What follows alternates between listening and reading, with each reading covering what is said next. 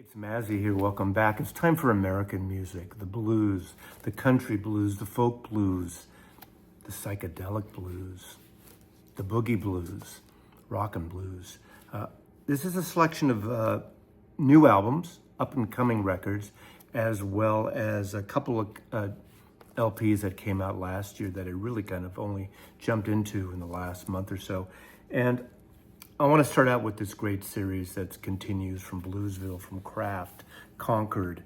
And there's two releases. One is Mississippi John Hurt, and I'll start with this one. Obviously, these all have the Bluesville Obi that talks about the details of the recordings, when it was recorded, and these were mastered by Matt Luthans at the Mastering Lab. These are a coexistence between Kraft Bluesville and acoustic sounds. And I think this is one of the best reissue series going. Obviously the OJCs, they do as well, but on the jazz side.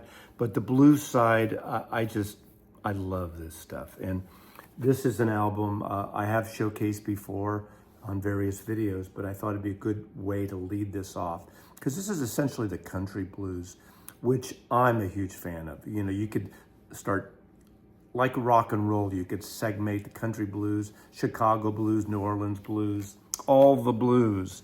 And obviously I'm starting with two black blues artists, because I'm going to merge into a lot of white blues artists that were influenced by these artists and others. But Mississippi John Hurt, I got into because of the Grateful Dead, Country Joe and the Fish, Jefferson Airplane, who always would emulate and talk about John Hurt, and in some cases cover his music.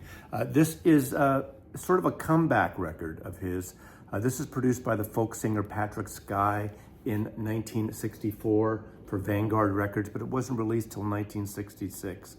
But this is a record that I got into in the late 60s because of the Dead again, and the Airplane especially. Candyman, obviously a song that was covered by so many other artists. Payday, Make Me a Pallet on the Floor, Karina, Karina.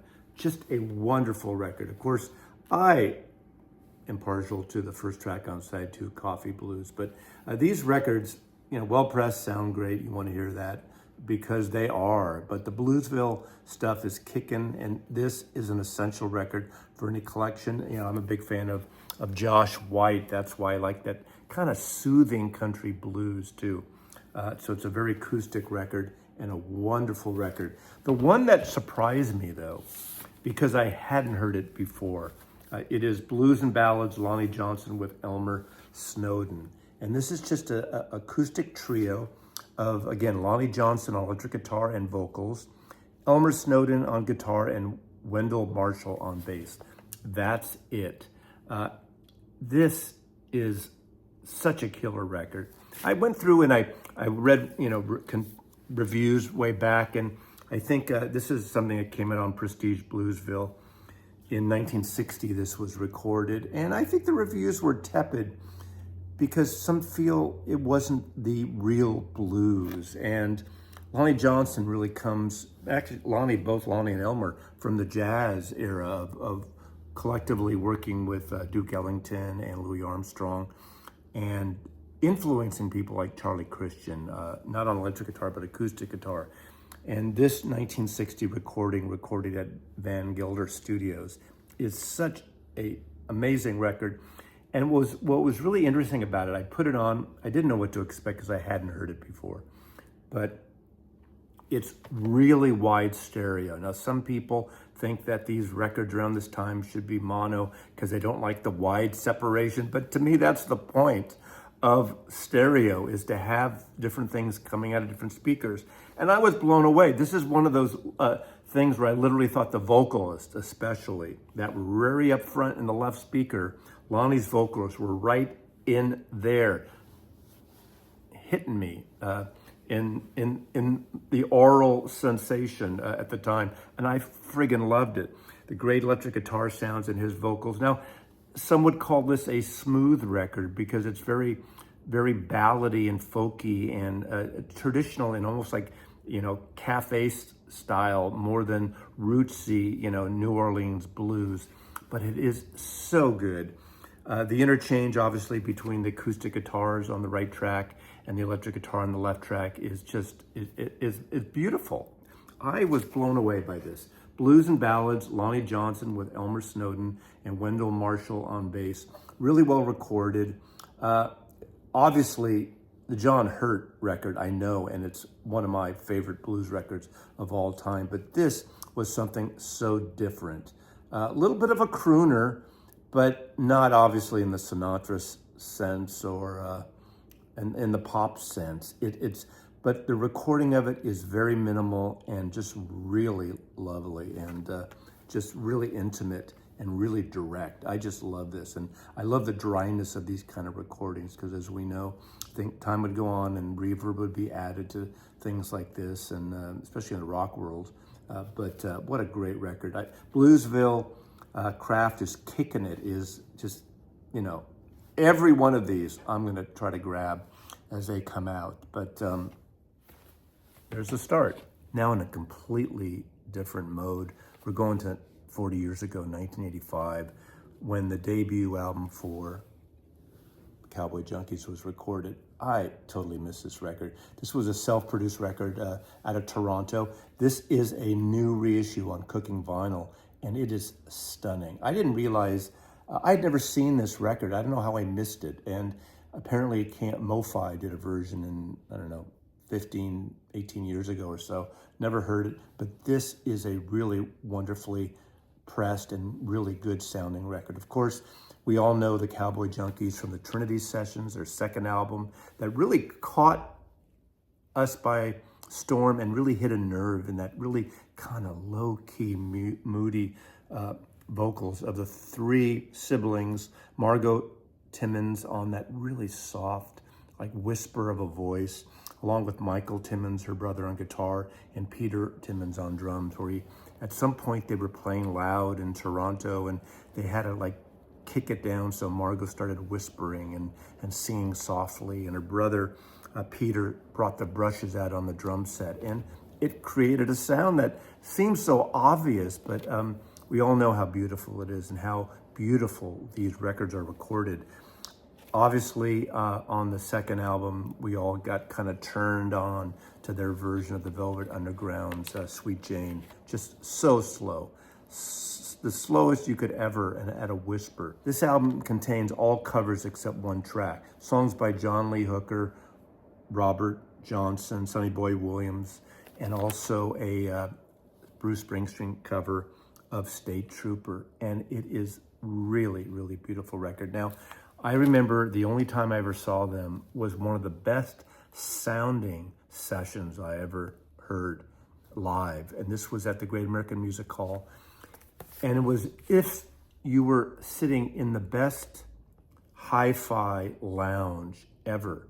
They played softly and everything was separated, all the audiophiles and who talk about separation and dynamics of a great record at home in that perfect sweet spot.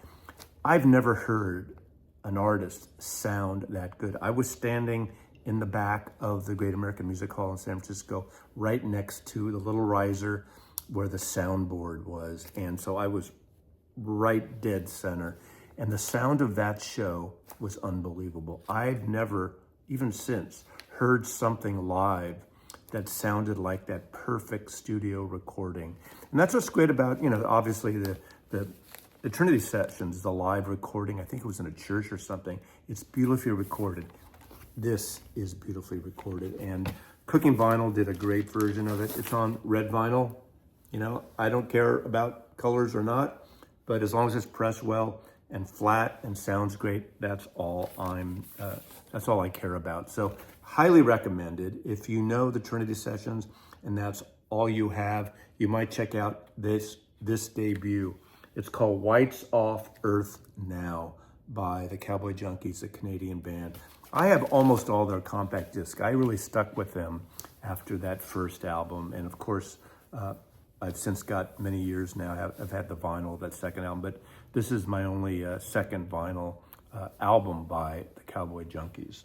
keeping in the blues country vein, but notching it up a little bit more on the country side and what we now call the Americana side. I want to show a record that was just reissued last year from Omnivore Records, All American Music by Jimmy Dale and the Flatlanders. And this is a band I had heard of over the years, and I've heard parts of their music. Of course, this was originally recorded in 1972, Lubbock, Texas band, and this didn't come out right away. In fact, for many, many years. It got known more in Europe, and in Europe, Charlie Records and others would release this, and different variations, different covers, and combinations of the music of this, and some singles they were working on. All American Music, Omnivore did a great job on this. This came out sort of the end of last year, and I got it, but I really haven't dived into it until recently. And it overlaps on some of the records I'm showing today. Of course, it's a very bluesy country record. It's more on the country side, not on the country rock side. And it's notable for a couple of people, especially Jimmy Dale Gilmore, who has this kind of wavering tenor, very much like a slightly more wavering Willie Nelson vocal sound. And of course, Joe Ely, who really became one of the, I don't want to say creators, but one of the people from that whole Austin progressive sound that would merge and be called Americana music. Jimmy Dale Gilmore and Joe Ely were members of this, and they lasted just a year. This recording didn't come out. Move on to the next thing, and they've released a lot of great records. What's interesting about this too, it's a beautiful record. It's very country, more country, not rock and roll at all. Acoustic instruments, violin on here, beautifully played. Even the theremin kind of almost is a great thing that augments the vocals of Jimmy Dale Gilmore. And I just think this is really, really well done. Whole essay on the history of this band. What happened to this band? So it is 3 sides, and the 4th side is etching, and it contains pretty much everything they recorded in 1972. So a really wonderful country record, young country at the time, obviously, young country artist, the whole scene that would move to Austin from a lot of places around America. And All American Music, Jimmy Dale and the Flatlanders from Lubbock, Texas on Omnivore Records. Moving right along, another record that I picked up the end of last year when I was in Portland at Music Millennium, something I'd heard about and I wanted, and this is from Yep Rock Records. And I kind of grabbed it there. I was going to get it anyway, but I grabbed it there because they had signed copies on the shelf in Portland. Millennium Records is probably the best of the Portland stores for new releases, new records. I'm not a big fan of their used section as much as some of the other stores. Portland's one of the great cities for record shopping in any way. But this is, I believe this is the second record they've done together. Dave Allen and Jimmy Dale Gilmore. Of course, Jimmy Dale Gilmore, I've been talking about, again, part of the Austin scene, part of that whole progressive Americana scene. On the rock and roll side, that kind of quivering voice he has. And what's nice about this, they really trade off. Most of this is electric rockin',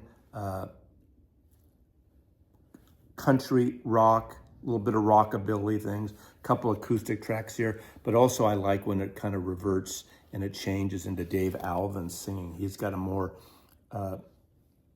lower mid-range vocals. I love his vocal stylings. I love his easiness to his vocals. I'm a huge fan of David Allen, especially his Stratocaster guitar playing. That great, probably Stetson hat. That's why I wore my Stetson Stratoliner here. Not quite the cowboy hat that these guys, that he's sporting here. Dave Allen, of course, the original member with his brother of the Blasters. I think they started in 79 into 1980 on Slash Records. Very rockabilly sound. They came into that whole LA punk scene with Los Lobos and X, and they crossed over, and it was, again, just American music, great American music, that LA scene, which is really happening. Every time the Blasters would come up here, that great song, Maria Marie, that cover of that song, that was kind of played on some radio, not the big rock stations, but great stuff, especially those first couple of Blasters albums. He had also played with X occasionally for a while, and the Knitters, their offshoot folk project, which was really great with John Doe and Exene. I just love him. And we're going to get into something else of his in the closeout here. But this is really another wonderful record. It's driving record, great lead guitar riffs. I love his guitar styling. It's that bluesy, going back to the blues, country, but more on the blues side of the twang. A little bit in the psychedelic era, which I'm going to get to in the final. You know what I'm going to close out with, maybe, if you know Dave Allen and his music here. But this is on Yep Rock, and this came out last year. Look at that guitar. That's great Strat guitar. And of course, there they are. I mean, these guys have been on the road. These guys have seen the road. Jimmy Dale Gilmore, and Dave Allen. A really great record. Texicali, of course, because Jimmy Dale is from Lubbock, Texas, and of course, Dave Allen from Downey, California, where the Beach Boys were from, right? California, Texicali music. I think they did one around 2018. I don't have that record. Now I'm going to close out with The Third Man Live.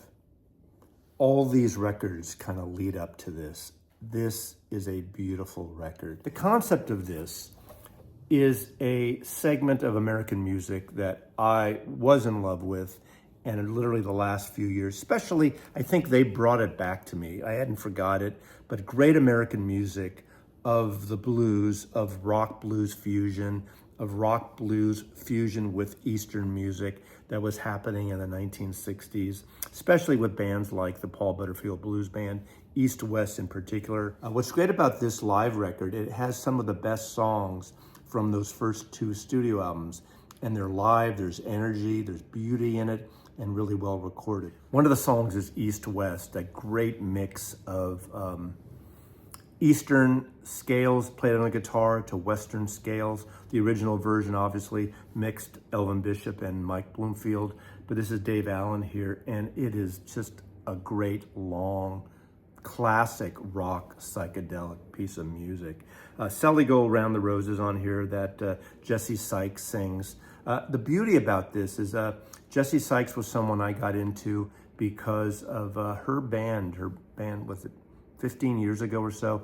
Jesse Sykes and the Sweet Hereafter. And I got into those two records. At the time, she was compared to a little bit of Grace Slick. Her voice is not as bold. She doesn't have that high intensity that Grace, when Grace used to belt it out, especially live, she did sort of those Eastern scales in her vocal stylings. She's more minimal, a little more quivering, but really beautiful, and it fits this music. But Sally Go Around the Roses, you know, even Grace Slick did with The Great Society. Also, Groovin' Is Easy. This is a stunning song. The original was on the Electric Flag record, Mike Bloomfield's soul, jazz, rock, blues fusion band that burned brightly for a very short time. Live, they worked it, but the record really didn't cross over.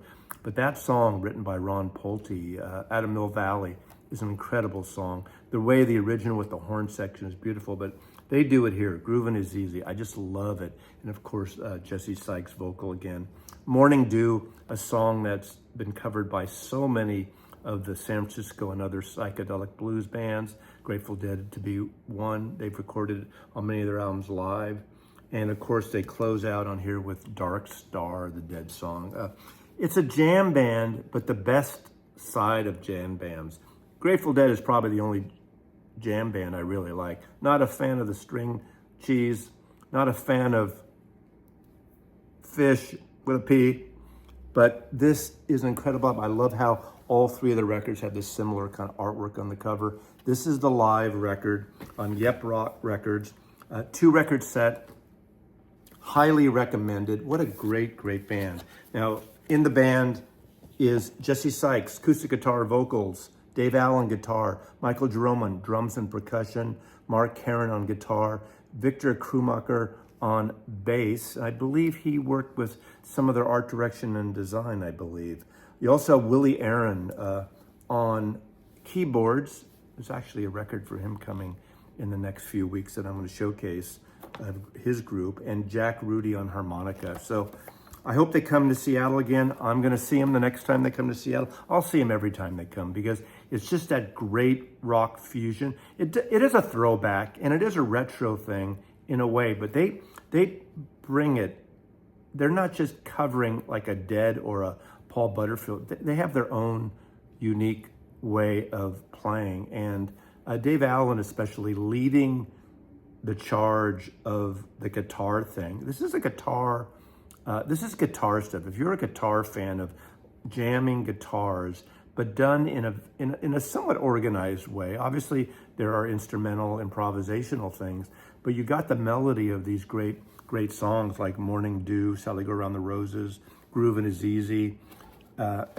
I just think are spectacular. I am a big fan of this music, as you can tell. So this is American blues. I mean, this is American music at its finest. And right now, where we are in America, in the world, we certainly could use, a lot of this music, a lot of the blues. It's time for the blues more than ever, or more than a very long time. Thanks for watching. Go buy music. Support artists. Mazzy loves you.